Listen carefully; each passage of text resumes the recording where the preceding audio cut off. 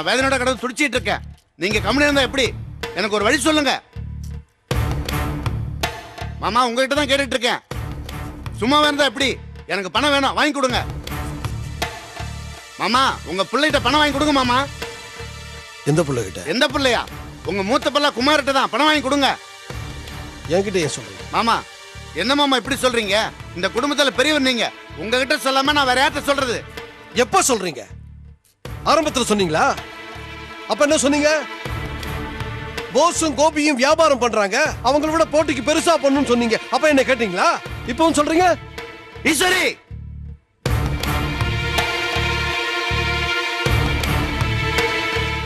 என்னங்க கேட்டல்ல? உங்க அப்பா என்ன சொன்னாரு கேட்டல்ல? இந்த கதைலாம் எனக்கு வேண்டாம். எனக்கு பணம் வாங்கி தர சொல்லு. அவர் சொல்றதுல என்னங்க தப்பு இருக்கு? நீங்க பணம் கொடுக்கும்போது அவர் கேட்டுட்டா கொடுத்தீங்க? நான் எவ்வளவோ சொன்ன நீங்க கேட்கல. பத்தாவதுக்கு என் தம்பி எவ்வளவோ சொன்னா, அதையும் நீங்க கேட்கல. உங்க இஷ்டத்துக்கு கொடுத்துட்டீங்க. இப்ப அவரை கூட சொன்னா எப்படி கொடுப்பாரு? ஏய், உன் தம்பி சொன்னா அது இருக்கட்டும். பணம் வாங்கினது யாரு? உங்க அண்ணன் தானே. குமார்ட்ட வாங்கி தர சொல்லு. அவர் எப்படிங்க கொடுப்பாரு? அவர் எந்த வேலையில இருக்காரு? கொடுக்கறதுக்கு தெரிஞ்சுதானே கொடுத்தீங்க. ஏய், என்ன எல்லாம் கிண்டல் பண்ணிட்டு இருக்கீங்களா? எனக்கு என் பணம் வந்தாகணும். பணம் வரலன்னு வச்சுக்க, உன்னை எங்க வைக்கணுமோ அங்க வச்சிருவேன். புரியுதா? ஒதுக்கி வச்சிருவேன். கோபி, வா வா வா வா வா பாப்பா.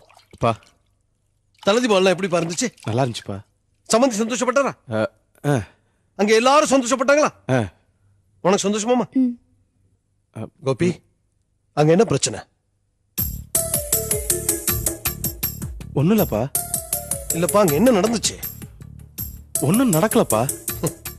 என் அனுபவத்துல என் புள்ள மூஞ்ச பார்த்தே அங்க என்ன நடந்திருக்கும்னு என்னால யோகிக்க முடியும். சொல்லு, என்ன நடந்துச்சு? அது ஒண்ணும் இல்லப்பா. ராத்திரி எல்லாருமா ஒன்னா உட்காந்து ரொம்ப நேரம் ஜாலியா சிரிச்சு பேசிட்டு இருந்தோமா. சிரிச்சு பேசியிருந்தா நேரம் போனது தெரியல. தூக்கம் இல்லாததான் ரொம்ப டயர்டா தெரியுது. என் புள்ள நல்ல மாப்பிள்ளை. போ போப்பா, போமா.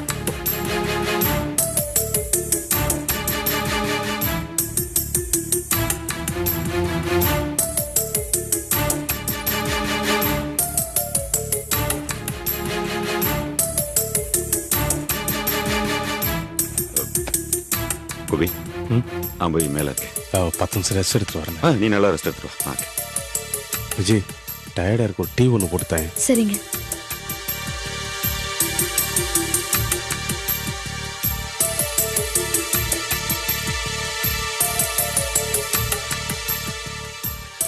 என்ன மாப்ள, ரொம்ப டயர்டா இருக்க?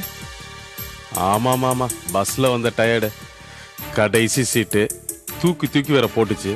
அப்படியே அவன் ஓட்டு வர்றதுக்குள்ள செம ஸ்லோவா ஓட்டிட்டு வரான். இங்க வந்து இப்ப உட்கார்ந்த பிறகுதான் கொஞ்சமாவது நிம்மதியா இருக்கு. நீ நிம்மதியா தான்டா இருப்ப.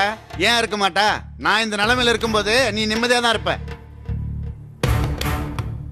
நான் என்ன மாமா உங்களுக்கு கெடுதல் பண்ணேன்? நீ வேற எனக்கு தனியா பண்ணணுமா?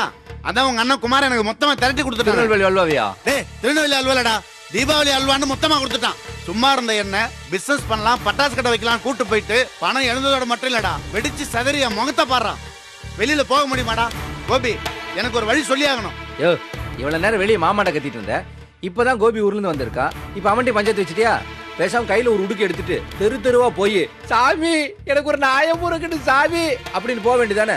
ஆளை சைசியும் படுற. டேய், என் நிலமை பார்த்தா உனக்கு கிண்டலா இருக்கா? இரு, அவனை அப்புறம் வச்சுக்கிறேன். கோபி, எனக்கு இதுக்கு நியாயம் சொல்றா. என்ன மாமா பண்றதெல்லாம் நீங்க பண்ணிட்டு வந்து எனக்கு நியாயம் சொல்றதா என்ன சொல்றது? நான் உங்கள்ட்ட பணம் கேட்டேன்ல, கொடுத்தீங்களா? 2 பேரும் சேர்ந்து ஆட்டம் போட்டீங்க. இப்ப வந்து என்கிட்ட நியாயம் சொல்றதா நான் என்ன சொல்றது? இப்ப வந்து ஊழலிட்டு இருக்கீங்க. அப்ப இந்த ஆள் என்ன நரியா? இந்த ஆள் அழகென்ன அறிவென்ன? ஏன் மாப்ள, கொழு கொழு கொழுன்னு சிவனேன்ட்டு வீட்டுல இன்னைக்கு பூத்த ரோசா பூ மாதிரி இருந்தேன். இதை விட அரவிந்த சாமி மாதிரி இருந்த என்ன அடுப்புல வந்த சாமி ஆகிட்டாங்களே மாப்ள. இனி இந்த மூஞ்சியோட நான் எப்படி மாப்ள வெளியே போறது? இந்த ஆள் மூஞ்சில தினம் முடிச்சிட்டு போகணும், விளங்கிரும். டேய், வாய முடுற அவசரம் கொடுக்க. கோபி, உங்க அண்ணன் இப்படி அநியாயமா ஏமாத்தலாமடா. மாமா, யாரையும் ஏமாத்தல. இது நீங்க 2 பேரும் சேர்ந்து செஞ்ச மிகப்பெரிய முட்டாள்தனம். கோபி, இப்ப எதுக்கு இந்த ஆள்கிட்ட தேவையில்லாம பேசிக்கிட்டு? டேய், யாரா தேவையில்லாம பேசுறாங்க? கோபி, இந்த மாதிரி சில்லியான ஆட்களோட பார்ட்னர்ஷிப் வச்சுக்கிட்டது என்னோட முட்டாள்தனம். நீ என்ன பண்ற? ஒரு 15,000 எப்படியா ரெடி பண்ணி கொடு. இந்த ஆள் முஞ்சில விட்டுறேன். இப்படி எல்லாம் பேசுறது என் பிரசித்திக்கு ஒத்து வராது. என்னடா எதுக்கு மறைக்கிற? என்ன நினைச்சிட்டு இருக்கீங்க உங்க மனசுல? இல்ல 2 பேரும் என்ன நினைக்கிறீங்க? நீங்க என்ன வேணாலும் ஆட்டம் போட்டு வருவீங்க. நீங்க பண்றதுக்கு நான் பொறுப்பானுமா? எப்படி பணத்தோட வந்து பணம் கேக்குறீங்க? கோபி, தோத்து போன சோல்ஜர் நிலைமையில நான் நிக்கிறேன். இந்த மாதிரி நேரத்துல நீ என்ன திட்டாத. நீ உடனே என்ன கொடுக்க நம்ப, நான் வட்டி போட்டு திரும்பி கொடுத்துறேன். ப்ளீஸ் என்ன வட்டி போட்டு திருப்பி கொடுத்துறேன். எப்படி என்ன வழி இருக்கு உங்களுக்கு? பொங்கல் வருதுல, கரும்பு கடை வைப்பேன், அதுல வர லாபத்துல திருப்பி கொடுத்துருவேன். சும்மா பிரார்த்திட்டு இருக்கான் போனேன். ஏன் நான் பணம் திருப்பி தரமாட்டேன்னு நினைக்கிறேன்? உங்களை எப்படி நம்ப முடியும்? எப்படி நம்ப முடியும்? என்ன பேசுறேன்னு புரியுதா? எதா இருந்தாலும் பேசுற புரிஞ்சுட்டு பேசுங்க. ஆமாண்டா, கையில கிடைச்ச பணத்தை எல்லாம் மொத்தமா தொலைச்சிட்டு வந்து நின்னவன், வேலை பார்க்குற இடத்துல விவகாரம் பண்ணி உன் வேலைக்கே வேட்டு வச்சவன், இவங்களையெல்லாம் பார்ட்னர்ஸா சேர்த்துக்கிட்டு பிசினஸ் பண்ணுவேன். அவங்களெல்லாம் நம்புவேன், ஆனா சொந்த அண்ணன் என்ன நம்ப மாட்டேன். அப்படிதானே? போதும்ண்ணே போதும். ஏற்கனவே நான் டென்ஷனா இருக்கேன். இதுக்கு மேல டென்ஷனை கலப்பாதீங்க. போங்க போங்க. என்ன மட்டும் வரட்டு.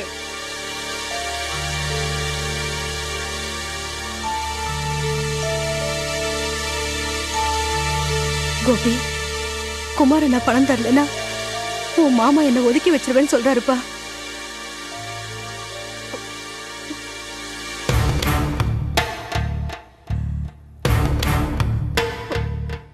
என்ன மாமா? ஆமா, எனக்கு என் பணம் வந்தாகணும். பணம் வரலன்னா அப்படிதான் செய்வேன், ஒதுக்கி வச்சிருவேன். பண்ணுங்க, ஒதுக்கி வைங்க. உங்களை யாரு வேணாம்னு சொல்ல. ஆனா இங்க இல்ல, உங்க பொண்டாட்டி நீங்க தனியா கூட்டி கொண்டு போய் தனி குத்துல வச்சு நீங்க ஒதுக்கி வைங்க.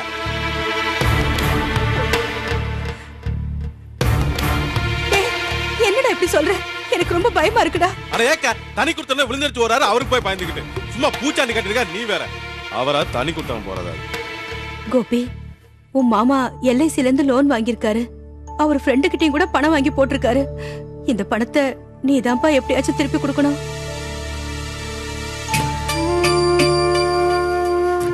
எப்படிக்கா? எப்படி? மொத்தமா வேண்டாம்ப்பா, கொஞ்சம் கொஞ்சமா கொடுத்தா போதும்.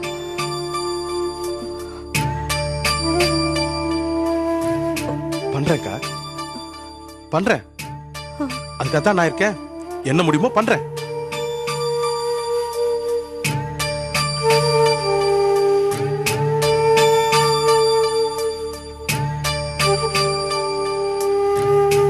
என்னங்க?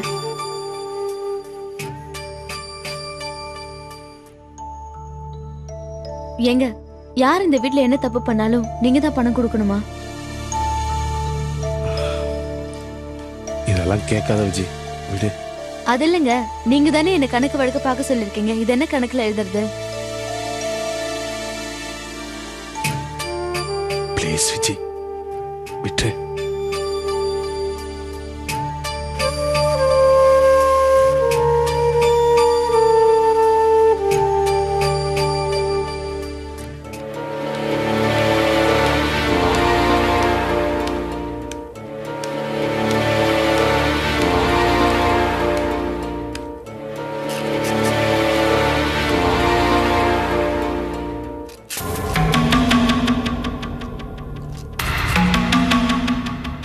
இல்லம்மா,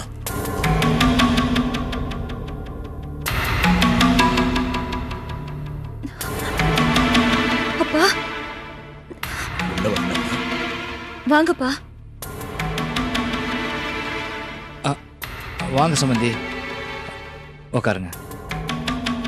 வாங்க சம்பந்தி, உட்காருங்க. உட்காருங்க.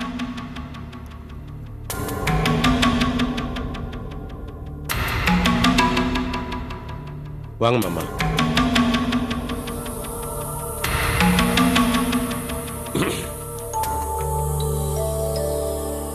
ஊர்ல நடந்த அசம்பாவிதம் எல்லாம் உங்களுக்கே தெரிஞ்சிருக்கு.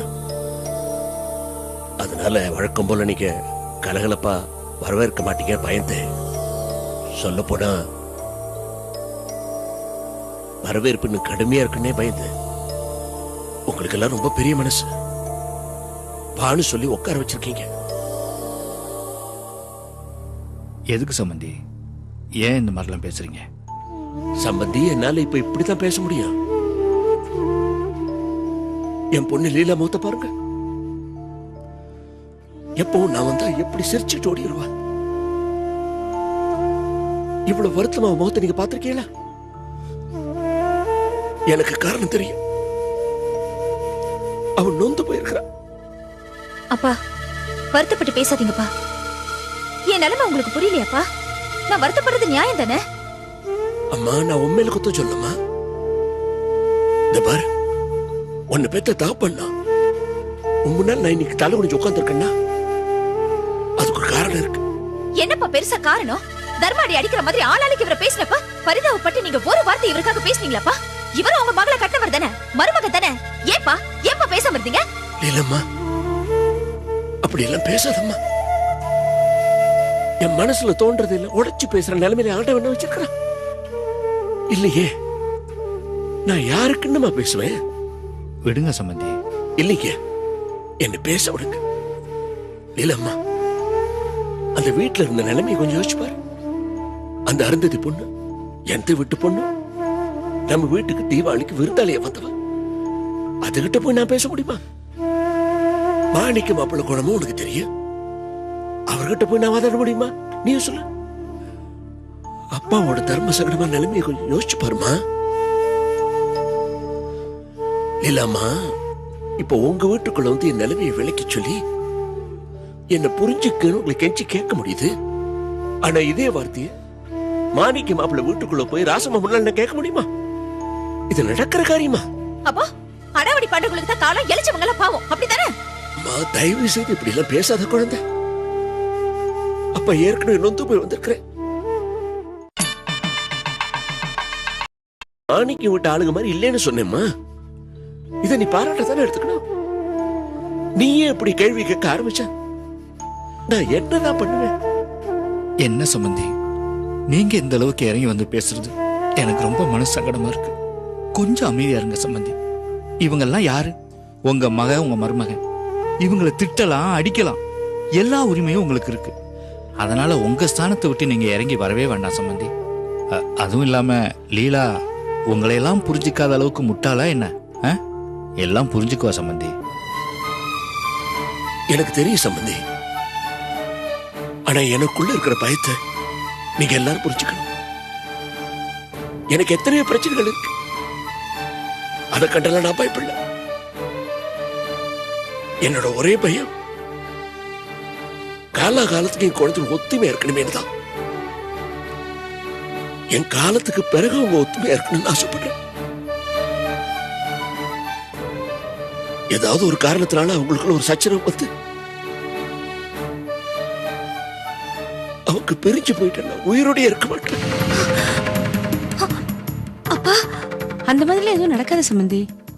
அதானே, எதுக்கு அனாவசியமா ஏதோ பேசி மனசை போட்டு குழப்பிக்கிறீங்க? அனாவசியமா பயப்பட சம்பந்தி. இதே மாதிரிதான் தன வீட்டுக்கும் சர வீட்டுக்கும் பிரச்சனை வந்துச்சு. இன்னும் தெரியலையே, போஞ்சுக்கிட்டே தானே இருக்கு. அப்பா, ஆமா லீலா, அவங்க 2 பேருக்கு நடுவில் இருக்கிற மனஸ்தாபத்தையே என்னால தாங்கிக்க முடியல. இப்ப நீங்களும் ஒருத்தர இப்படி ஆரம்பிச்சா நான் எப்படி தாங்கிக்குவேன்?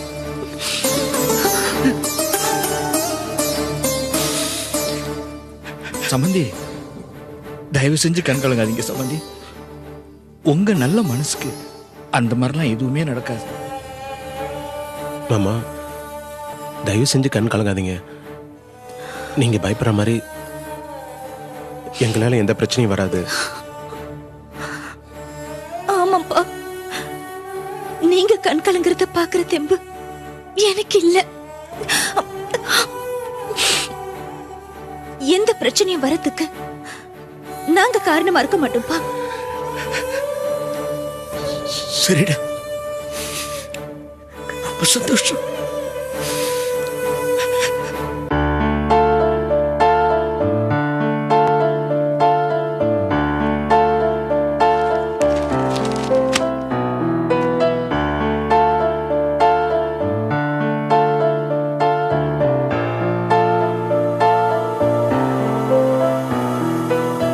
விஜி, என்ன ஒரு மாதிரியா இருக்க? உட்காருங்க.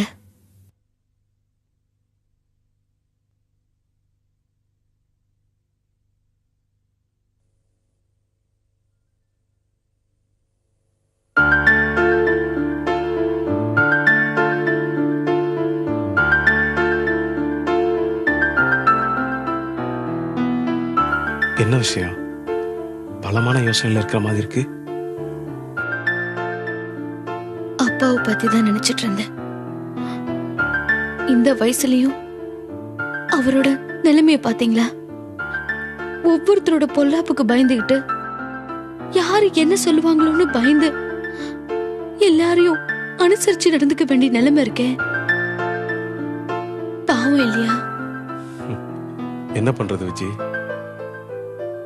இந்த காலத்துல நல்ல மனுஷங்களை தானே நேரங்காலத்துல இருந்து எல்லாமே சோதிக்குது. என்ன சொல்றீங்க?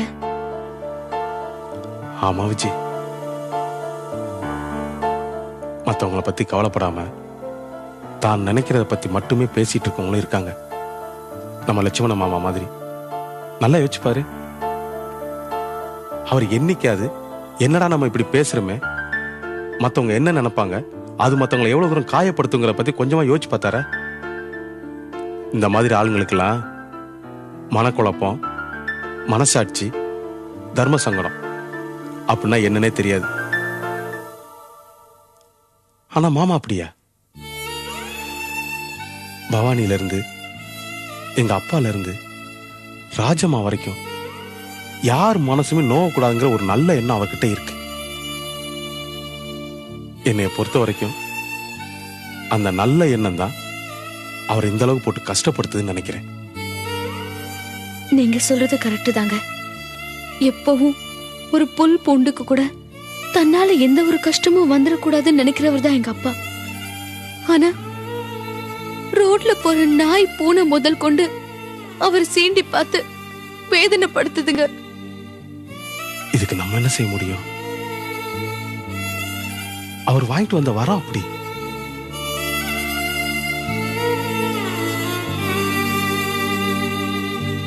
இதுல ஒரு விஷயத்துல மட்டும் நாம ரொம்ப கவனமா இருக்கணும். நம்மளால மாமாக்கு எப்பவுமே கொஞ்சம் கூட மன கஷ்டங்கிறது வரக்கூடாதுங்கிறதுல நாம ரொம்ப தெளிவா இருக்கணும். ஒரு விஷயம் உறுதியா சொல்றேன் விஜி, என்னால மாமாக்கு எந்த காலத்திலயுமே ஒரு துளி அளவு கூட மன கஷ்டங்கிறது வரக்கூடாதுங்கிறதுல நான் ரொம்ப கவனமா இருப்பேன்.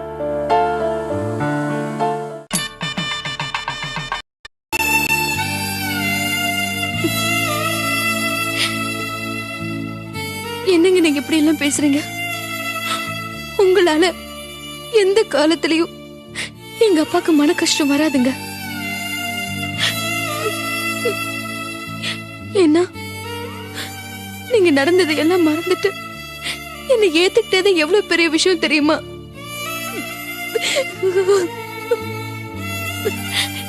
இந்த விஷயம் மட்டும் எங்க அப்பாக்கு தெரிஞ்சதுன்னா அடுத்த நிமிஷமே அவர் உயிரை வெற்றுவாருங்க.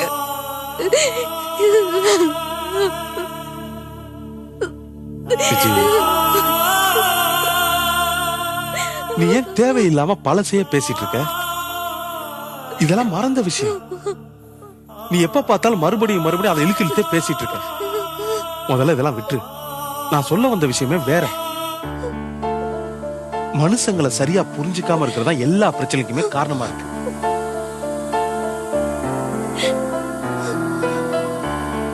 இங்க பாரு விஜய், நம்மளுக்குள்ள என்ன பிரச்சனை வந்தாலும், அது எவ்வளவு பெரிய பிரச்சனையா இருந்தாலும் அதை நம்ம இன்னும் புரிஞ்சு நடந்துக்குவோம். முதல்ல இந்த எண்ணம் நம்ம மனசுக்குள்ள இருந்தாலே போதும்.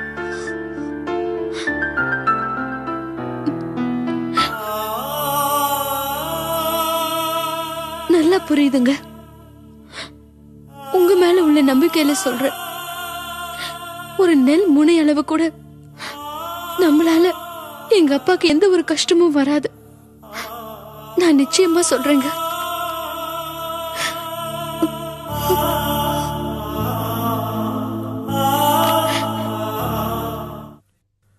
என்ன இருந்தது இங்க உட்காந்துருக்க?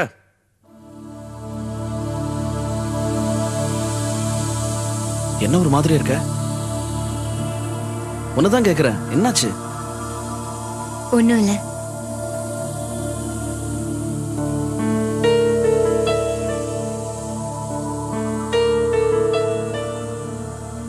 ஒண்ணும் இல்லைன்னு சொல்லாத.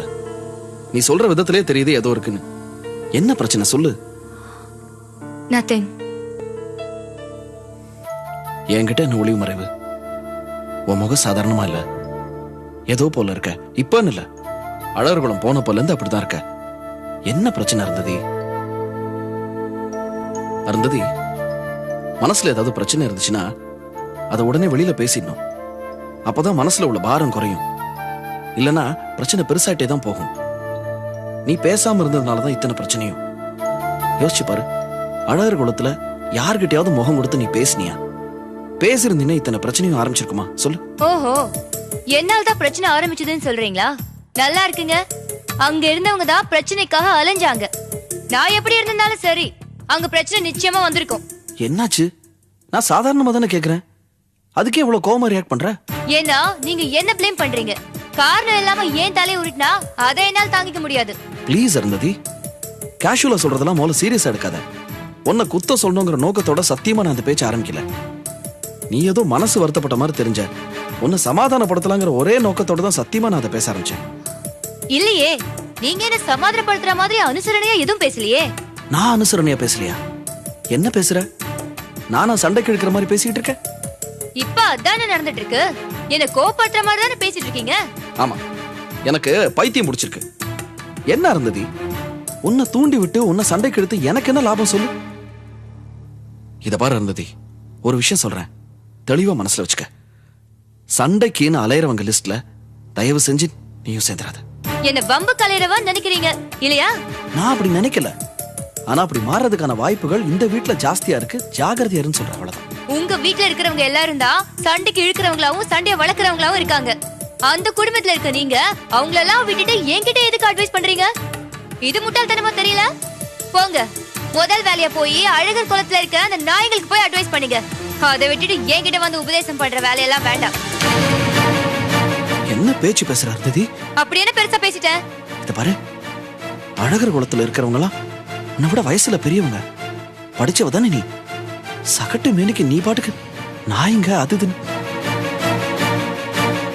உன்கிட்ட நான் எதிர்பார்க்கல. ஓஹோ, உங்களுக்கு கோவம் பொத்துக்கிட்டு வருதோ? கல்யாணம் பண்ணிக்கிட்டு முதல் முறையா அவங்க வீட்டுக்கு போயிருக்கோம். நம்மள இன்சல்ட் பண்ணி நோகடிச்சு அனுப்பிச்சிருக்காங்க. அவங்கள இதை விட மோசமா தான் திட்டணும்.